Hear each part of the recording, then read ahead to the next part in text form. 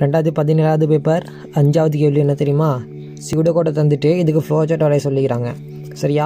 அப்போ ஃப்ளோ சார்ட்டை செய்கிற என்ன தெரியுமா? ஏன்னா பெகின்னு சொல்கிற ஸ்டார்ட்டுன்னு சொல்கிறதுக்கு. அப்போ நாங்கள் வந்து இன்றைக்கி ஸ்டார்ட் பாக்ஸை போடுவோம். ஃப்ளோ சார்ட் எப்படி வரையிறது எங்கள்கிட்ட இதை பாருங்கள். ஸோ இன்னும் ஸ்டார்ட்டை போட்டுட்டு இன்றைக்கி இன்புட் ஸ்டூடெண்ட் கிரேட் இது இன்புட் பண்ணுற எப்படி ஃப்ளோ சார்ட்டில்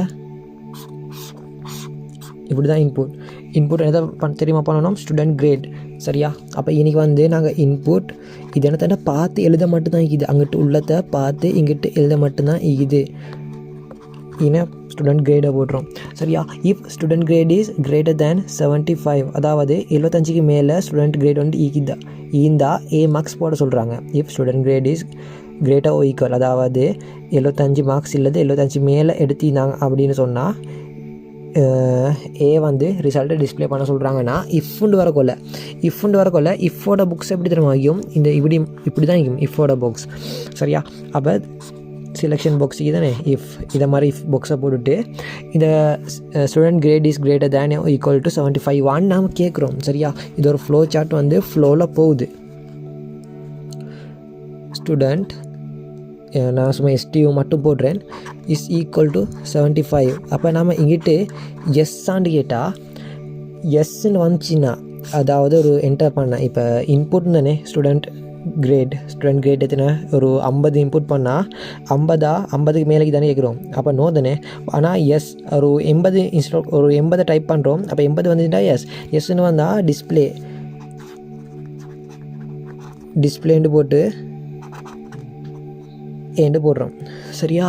அப்போ ஓகே. அப்போ சப்போஸ் 50க்கு 75க்கு குறை தான் இதுன்னா எல்ஸ்னா அப்போ அல்லது if student is greater than 65க்கு மேலே ஒருவேளை 70 கேளும். அப்போ 70 தான் பிஏ போடு அப்படி தான் சொல்லுது. அப்போ இன்றைக்கி வந்து இன்னொரு இஃப் தானே, நல்லா பார்த்துங்க. இன்னொரு இஃப் வந்து இது. ஸோ அந்த இஃபையும் போட்டுக்கொள்கிறோம். அந்த இஃபையும் போட்டுக்கொண்டு இன்னை போட வேண்டியதுன்னா கிரேட் வந்து 65க்கு மேலேன்னு கேட்கணும். இனி கட்டாயமாக நோவும் எஸ்ஸையும் போட்டுக்கோங்க. எஸ்னா இங்கிட்டு பக்கம், நோனா இங்கிட்டு பக்கம்ட்டு கட்டாயமாக போட்டுக்கோங்க. அப்படி போடாட்டி வந்து உங்களுக்கு வந்து எக்ஸாமில் வந்து ரிசல்ட்ஸ் குறையும். ரைட்டா? அப்போ இன்றைக்கி எஸ்டியூ வந்து 65 பேரை கூடையான்னு கேட்குது. எஸ்ன்னு சொன்னால் என்ன போட்டிக்கிறாங்க? இந்த டிஸ்பிளே பி இஃப் அதாவது ஸ்டூடெண்ட் கிரேட் வந்து 65க்கு சமன் அல்லாத அதுக்கு 65 கூட இன்ச்சின்னு சொன்னால் தென் டிஸ்பிளே அப்படி இருந்துச்சுன்னா பின்னு டிஸ்பிளே பண்ணு அப்படின்னு தான் என்ன போட்டிக்குது. அப்போ இன்னைக்கு வந்து டிஸ்பிளே பி. நல்லா பார்த்துக்கோங்க. இன்னைக்கு என்னத்தை ஈக்குதோ அதே தான் நாங்கள் இன்றைக்கி எழுதி கொண்டிருக்கிறோம். ரைட்டா? அப்போ இன்றைக்கி மாதிரி எல்ஸ் வந்து கொள்ள ஸ்டூடெண்ட் கிரேட் வந்து 55க்கு மேலேயா அப்படின்னு கேட்குது. சரியா? மேலேந்தா சீனு போட சொல்லுது. சரியா? இப்போ இவன் 65 எடுத்தில்லை, நோ.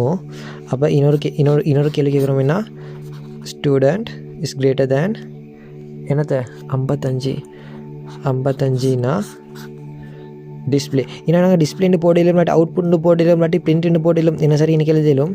அப்போ இன்றைக்கி வந்து சீனு போடுறோம். அதாவது 55க்கு மேலே இருக்கிறவங்களுக்கும் 65 கீழே இருக்கிறவங்களும் ஒன்றாவது ஒருத்தன் வந்து என்டர் பண்ணுறானுங்களே, ஒன்றாவது 75 என்டர் பண்ணான்னா 75 வந்துட்டு எஸ் டிஸ்பிளே பண்ணிட்டு போய்த்துடும்.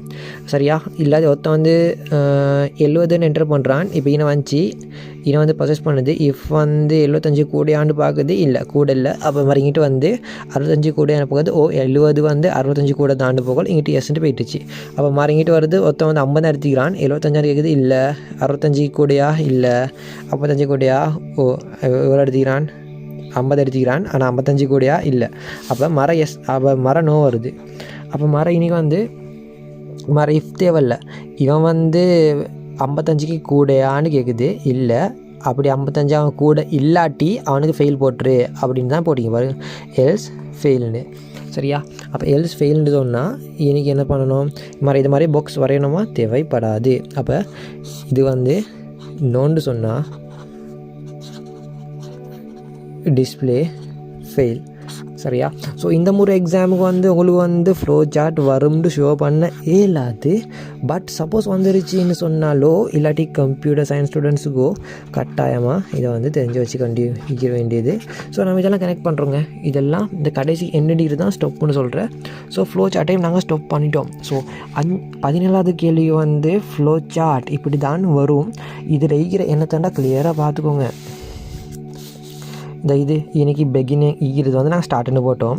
அப்புறமா இன்புட் கேட்டிங்கன்னா இப்போ இந்த என்ன சொல்கிறேன்டா, இந்த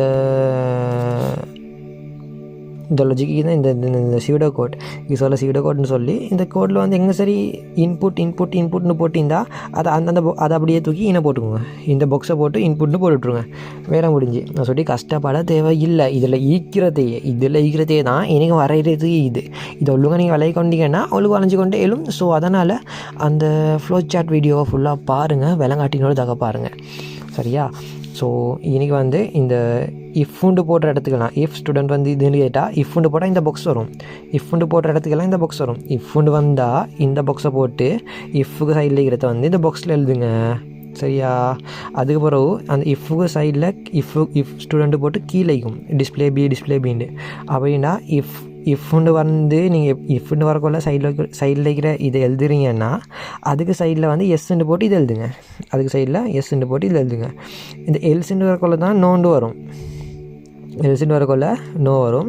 எனக்கு வந்து இஃப்பும் வரல. அப்போ எண்ட் இஃப் பண்ணிட்டு நாங்கள் ஸ்டாப் பண்ணுறோம். ஸோ இவ்வளோ தான் ஃப்ளோ சார்ட்டரை வரைய இது. அப்போ அதே தான் இங்கிட்டு கன்வெர்ட் பண்ணிக்கிறாங்க. அதாவது கொஸ்டின் நம்பர் பியில் இதில் நீங்கள் கொஸ்டினை ரீட் பண்ணி பார்த்துக்கோங்கப்பா, நல்லா ரீட் பண்ணி பார்த்துக்கோங்க என்னத்த கேள்வின்னு. சரியா? இப்போ நான் ஆன்சரை மட்டும் தான் சொல்லி கொண்டு போகிறேன். ஸோ என்னத்தண்டா இந்த ஸ்டார்ட்னு சொல்கிற இன்னைக்கு பிகின். சரியா? இன்புட் ஓவர்டியூ டேஸ் டின்னு இது அப்படின்னா இன்புட் இன்னைக்கு என்ன வரணும்?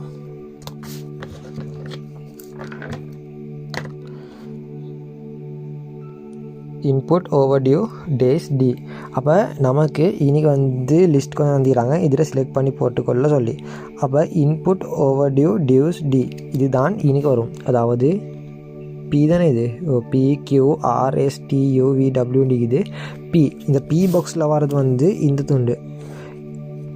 ஏன்னா அதுதானே ஒன்றா ஒதுக்குது பாருங்கள். இன்புட் ஓவர்டியூன்னா அது ஒன்றா ஒதுக்குது. அப்போ பெகினு போகிறோம் அதுதான் வரணும்னா அதுதான் வரணும். அப்போ அதை தூக்கி போட தான் பி.